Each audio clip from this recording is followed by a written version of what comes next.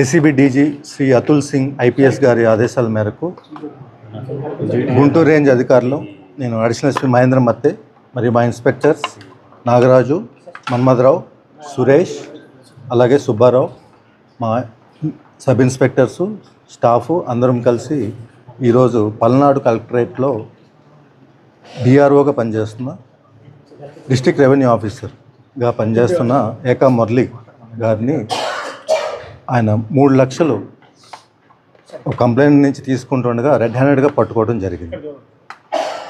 ఈ 3 లక్షలు లంచం అనేది ఆయన 2023లో ఎక్స్సీఎం ప్రోగ్రామ్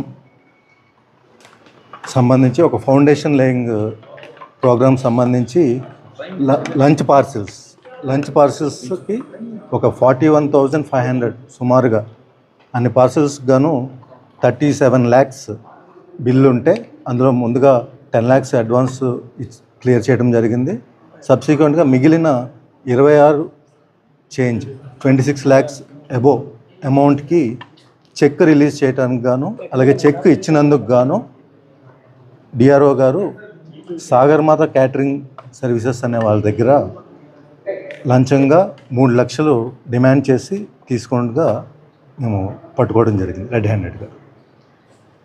అలాగే అందరూ కూడా 1064కి కాల్ చేసి ఎక్కడైనా అవినీతి జరిగినా కూడా, ఎవరైనా డబ్బులు డిమాండ్ చేస్తున్నా, లేదు అవకతవకలు జరుగుతున్నా కూడా వెంటనే 1064 టోల్ ఫ్రీ నెంబర్కి కాల్ చేసి మీరు తెలియజేయచ్చు.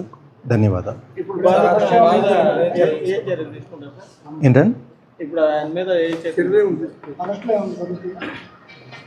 ఇప్పుడు ప్రొసీడింగ్స్ అవుతున్నాయండి, అరెస్ట్ కూడా ఉంటుంది. సార్ ఈ కంప్లైంట్ అంటే అక్కడ అంటే ఎవరైతే కంప్లైంట్ చేశారో అతను లోకలేనండి, అతను సాగర్మాత క్యాటరింగ్ సర్వీసెస్ తరఫున అతను బాధితుడు. ఓకేనా, థ్యాంక్ యూ. అతని పేరండి?